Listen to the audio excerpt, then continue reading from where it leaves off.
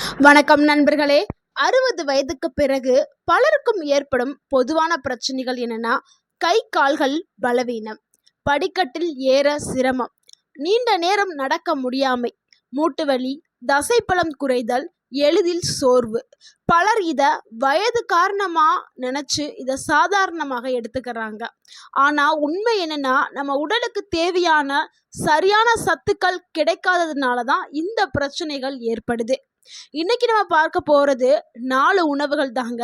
அந்த 4 உணவுகள் தசை வலிமையை அதிகரிக்கிறதுக்கும், எலும்புகளை வலுப்படுத்துறதுக்கும், வயதான பிறகும் சுறுசுறுப்பாக இருக்கிறதுக்கும் இந்த 4 உணவுகள் உதவுது. இந்த வீடியோவை முழுமையா பாருங்க. இந்த ஒரு வீடியோ உங்களுடைய வாழ்க்கையை மாற்றக்கூடிய ஒரு வீடியோவாக இருக்கலாம். ஏன்னா இப்போ இருக்கிற காலகட்டத்தில் 30-35 வயதை தாண்டினாவே எல்லாருமே நம்ம சோர்ந்து போயிடுறோம். நடக்கவே முடியாத அளவுக்கு முட்டுக்கால் வலி வந்துடுது. ஸோ இது எல்லாத்துக்குமே காரணம் நம்மளுடைய உணவு பழக்க வழக்கம் மற்றும் சுற்றுச்சூழல் காரணம்தான். ஸோ இதை சரி பண்ணுறதுக்கு இந்த 4 உணவுகள் நீங்கள் எடுத்துக்கிறலாம். ஸோ நம்ம பார்க்கக்கூடிய அந்த 4 உணவுகள் என்னங்கிறத வீடியோவை முழுமையாக பாருங்க. இந்த ஒரு வீடியோ உங்களுடைய ஆரோக்கியத்திற்கு மிகவும் பயனுள்ள ஒரு வீடியோவாக இருக்கும். நம்ம முதல்ல பார்க்கக்கூடிய அந்த ஒரு உணவு என்னன்னா முட்டை தாங்க. 60 வயதுக்கு பிறகு கட்டாயம் சாப்பிட வேண்டிய முதல் உணவுகள்ல ஒன்று தான் முட்டை. ஏன் முட்டை ரொம்ப முக்கியம் அப்படின்னு சொல்றோம்னா, முட்டையில இருக்கக்கூடிய புரதச்சத்து தசைகளை பாதுகாக்கிறதுக்கு உதவுது. வயது அதிகரிக்கும் போது உடல்ல இருக்கக்கூடிய தசை அளவு குறைய ஆரம்பிக்கும். அதாவது மசில்ஸ் மாஸ் லூஸ் ஆக ஆரம்பிக்கும். இதை மருத்துவ ரீதியில சார்கோபீனியா அப்படின்னு நம்ம சொல்லுவோம். ஸோ இதன் காரணமாக தான் கை கால்கள் பலவீனம் ஆகுது, எளிதில் போய் விழுகிறீங்க, உடல் சமநிலை இது எல்லாமே குறையுது. ஸோ நடக்கும்போது தடுமாறுறது இது எல்லாமே இந்த ஒரு ரீசன்னால தான். ஸோ இந்த பிரச்சனைகள் எல்லாத்தையும் சரி பண்ணுறதுக்கு முட்டை பயன்படுது.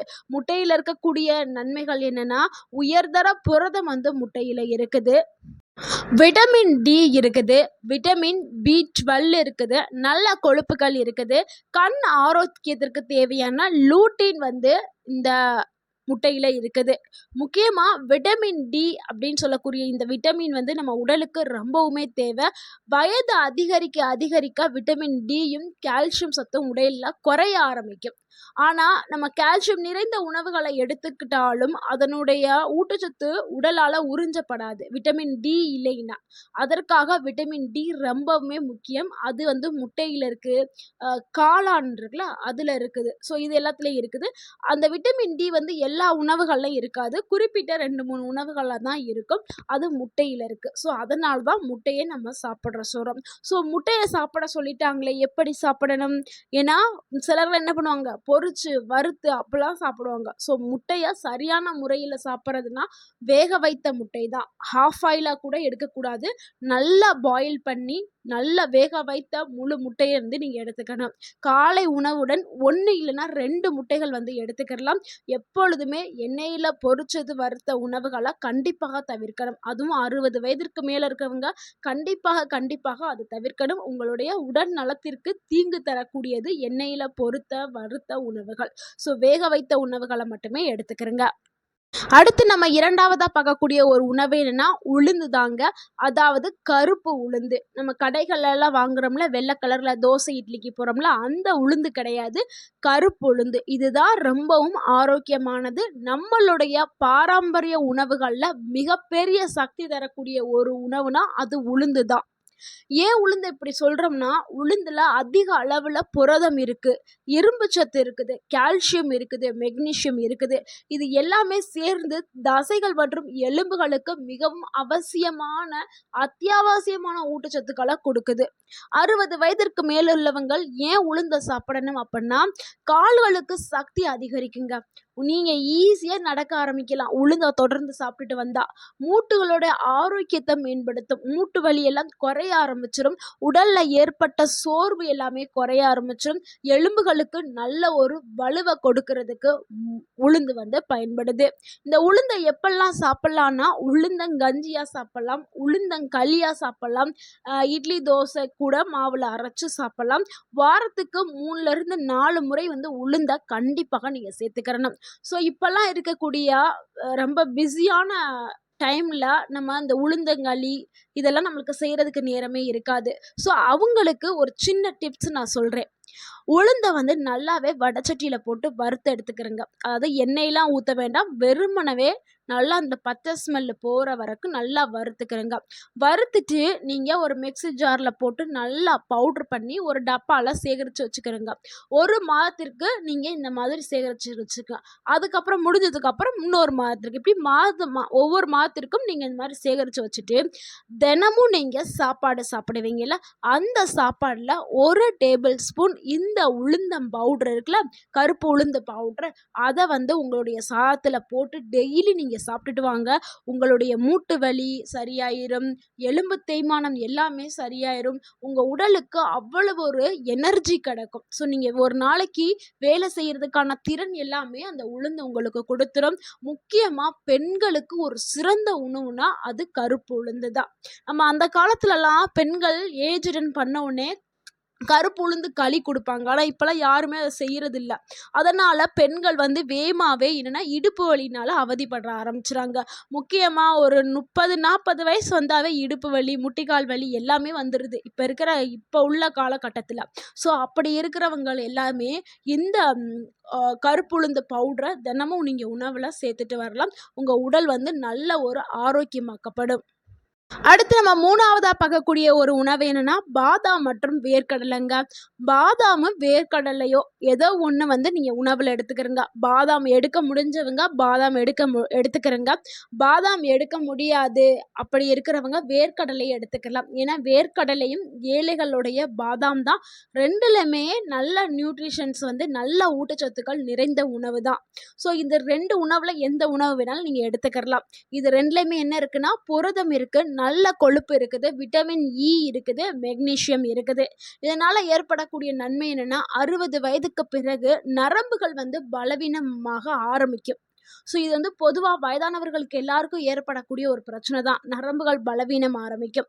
ஆனால் இந்த பருப்புகளை நீங்கள் எடுத்துக்கிற பொழுது நரம்புகளுடைய செயல்பாடு மேம்படுத்தப்படும், தசைகளுக்கு நல்ல ஒரு சக்தி கிடைக்கும், மூளை ஆரோக்கியம் வந்து பாதுகாக்கப்படும், உடல் சோர்வு வந்து குறையப்படும். ஸோ பாதாமை நீங்கள் எடுக்கிறதா இருந்தால் இரவில் ஒரு 5 பாதாம் எடுத்து தண்ணியில் ஊற வச்சுட்டு காலையில் அந்த தோலை நீங்கள் உரித்து நீக்கிட்டு நீங்கள் வெறும் வயிற்றில் அந்த பாதாம் வந்து சாப்பிடணும். தோலை நீக்கிட்டு தான் சாப்பிடணும். ஏன் தோலை நீக்க சொல்கிறோம்னா தோலில் டேனின் அப்படின்னு சொல்லக்கூடிய ஒரு சேர்மம் வந்து இருக்குது. அது என்ன பண்ணுதுன்னா பாதாமில் இருக்கக்கூடிய ஊட்டச்சத்தை வந்து முழுமையாக உடலால் உறிஞ்ச விடாது அந்த டேன். அதனால் நீங்கள் தோலை எடுத்துட்டு சாப்பிட்றது தான் நல்லது. அப்போ தான் முழுமையான ஊட்டச்சத்து உங்கள் உடலுக்கு கிடைக்கும், நல்ல ஒரு செரிமானமும் மேம்படும். ஸோ ஊற வச்சு தோலை நீக்கிட்டு தாங்க சாப்பிடணும். இதுவே வேர்க்கடலை எடுக்கிறா இருந்தால் நீங்கள் இரவுலையே ஒரு கைப்பிடி வேர்க்கடலை எடுத்து தண்ணியில் ஊற வச்சு காலையில் வேக வச்சு சாப்பிட்லாம், இல்லை வேக வைக்காமல் ஊறினதை அப்படியே சாப்பிட்லாம். வேக வச்சு சாப்பிட்றது ரொம்பவுமே சிறந்த ஒரு ஆரோக்கியமானது. ஸோ தினமும் இந்த மாதிரி நீங்கள் இந்த உணவுகளை எடுத்துக்கலாம். அடுத்து நம்ம 4வதா பார்க்கக்கூடிய ஒரு உணவு என்னன்னா முருங்கைக்கீரை தாங்க. இது ஒரு அற்புதமான ஒரு உணவுங்க முருங்கைக்கீரை. ஏன் முருங்கைக்கீரையை சொல்கிறோம்னா முருங்கைக்கீரை ஒரு சூப்பர் உணவாக உலகம் முழுவதும் பேசக்கூடிய ஒரு உணவாக இருக்குது முருங்கைக்கீரை. ஏன்னா அந்த அளவுக்கு அதில் ஊட்டச்சத்துக்கள் நிறைஞ்சு இருக்குது. கால்சியம், இரும்புச்சத்து, potassium, vitamin A, vitamin C இதெல்லாமே அதிகமாகவே இருக்குது. 60 வயதினருக்கு கிடைக்கக்கூடிய நன்மை என்னன்னா எலும்புகளை வலிமையாக்குறதுக்கு பயன்படுது, தசை சுருக்கங்களை குறைக்கிறதுக்கு பயன்படுது, உடலுக்கு நல்ல ஒரு சக்தியையும் ஆற்றலையும் கொடுக்கறதுக்கு பயன்படுது, நோய் எதிர்ப்பு சக்தியை உயர்த்துறதுக்கு முருங்கைக்கீரை பயன்படுது. இந்த முருங்கைக்கீரை எப்படி சாப்பிடலாம்னா நீங்கள் கீரை பொரியல், கீரை கூட்டு, சூப்பு இந்த மாதிரி வாரத்துக்கு 2 இல்லை 3 முறை வந்து எடுத்துக்கிறது ரொம்பவே நல்லது. ஸோ இந்த கீரையும் வாங்கி அதை உருவி சமைக்கிறது ரொம்பவே கஷ்டமாக இருக்கும். அப்படி இருக்கிறவங்களுக்கு ஆன்லைன் ஆஃப்லைனில் முருங்கைக்கீரை பவுட்ரு விற்கிது. ஸோ பக்கத்தில் இருக்க சூப்பர் மார்க்கெட்லேயும் இருக்குது, அமேசான், ஃப்ளிப்கார்ட் இந்த மாதிரியான இணையதளங்கள்லையும் முருங்கைக்கீரை பவுட்ரு இருக்குது. அதை வாங்கி நீங்கள் காலையில் சூப் செஞ்சு குடிக்கலாம், இல்லைனா ஒரு கிளாஸ் சுடு தண்ணியில் முருங்கை இலை பவுட்ரை எடுத்து கலந்து நீங்கள் இந்த 4 உணவுகள் மட்டும் போதாதுங்க. இந்த 4 உணவு கூடயே நீங்க சில பழக்கவழக்கங்கள கண்டிப்பா செய்யணும். அத செய்யும்போது தான் உங்களுக்கு முழுமையான ஆரோக்கியம் கிடைக்கும். அது என்ன பழக்கவழக்கம் அப்படிங்கிறத பார்த்துரலாம். தினமும் செய்ய வேண்டியது 30 நிமிடம் உடற்பயிற்சி. கண்டிப்பா உங்க உடலுக்கு உடற்பயிற்சி வேணும். எல்லாரும் நினைப்பீங்க 60 வயசு ஆயிருச்சு ஓய்வு எடுக்கலாம் அப்படின்னு நினைப்பீங்க. ஓய்வு எடுத்தால் உங்க உடல் வந்து அப்படியே செட் ஆயிரும். ஸோ உங்களால நடக்கக்கூட முடியாது. அப்படியே ஆயிருவீங்க. ஆனா நீங்க நடைப்பயிற்சி எடுக்கணும். ஸோ நடைப்பயிற்சியோ நடக்க முடியாதவர்கள் வீட்ல உட்கார்ந்து சேர்ல செய்யக்கூடிய ஸ்ட்ரென்தனிங் எக்ஸசைஸோ ஏதாவது ஆனா 1/2 மணி நேரம் கண்டிப்பா உடலை வந்து இயக்கியே ஆகணும். உடற்பயிற்சி செய்யணும். அடுத்து வந்து போதுமான தண்ணீர் ஒரு நாளைக்கு 2லிருந்து 3 லிட்டர் தண்ணி கண்டிப்பாக எடுத்துக்கிறணும். அடுத்து தூக்கம்ங்க. ஒரு நாளைக்கு 7லிருந்து 8 மணி நேரம் கண்டிப்பா தூங்கணும். அடுத்து காலை வெயில்ல ஒரு 15 நிமிஷம் சூரிய ஒளிய பார்த்து நீங்க உட்கார்ந்துருக்கலாம், நடக்கலாம், யோகா செய்யலாம், மூச்சு பயிற்சி செய்யலாம், என்ன வேணா செய்யலாம். ஆனா சூரிய ஒளியில நீங்க 15 நிமிஷம் நிக்கணும். எதுக்குன்னா விட்டமின் டி உங்களுக்கு ஃப்ரீயா வந்து கிடைக்கும். ஸோ இதெல்லாம் சேர்ந்து பண்ணாதான் உங்களுடைய தசைகள், எலும்புகள் ஆரோக்கியமா இருக்கும். நீங்க 100 வயசு வரைக்கும் நீங்க ஆரோக்கியமா வாழலாம். தடுமாறாமல் ஈஸியா நடக்கலாம், ஓடலாம். தவிர்க்க வேண்டிய உணவுகளை பார்த்துடலாம். 60 வயதிற்கு பிறகு அதிகமா தவிர்க்க வேண்டிய உணவுகள் என்னன்னா ஆர்டிஃபிஷியல் கூல்ட்ரிங்க்ஸ், அதாவது குளிர்பானங்கள். எதுனா 7up, கொக்கோ கோலா இந்த மாதிரியான ஆர்டிஃபிஷியல் கூல்ட்ரிங்க்ஸ் இருக்குல்ல, இதை கண்டிப்பாக தவிர்க்கணும். அதே மாதிரி அதிகமான சர்க்கரை, ஜீனி இருக்குல்ல, ஒயிட் கலரில் இருக்கும்ல ஜீனி, அதை தவிர்க்கணும். அடுத்து பேக்கரி உணவுகள், ஸோ அதையும் தவிர்க்கணும். அதிகமாக எண்ணெயில் வரித்த உணவுகளை தவிர்க்கணும். ஜங்க் ஃபுட்டுகளை வந்து தவிர்க்கணும். இது எல்லாமே உங்களுடைய உடல் அலர்ஜியை அதிகரித்து தசை பலவீனத்தை ஏற்படுத்தக்கூடிய உணவுகள். அதனால் நீங்கள் இதை முற்றிலுமாக தவிர்க்கணும். அதிக உப்பு, மைதா இந்த உணவுகளையும் நீங்கள் தவிர்க்கணும்.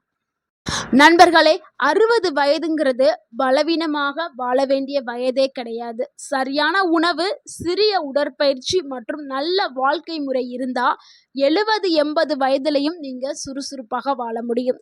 நம்ம சொன்ன இந்த 4 உணவுகள் மற்றும் பழக்க வழக்கங்களை கடைபிடிங்க.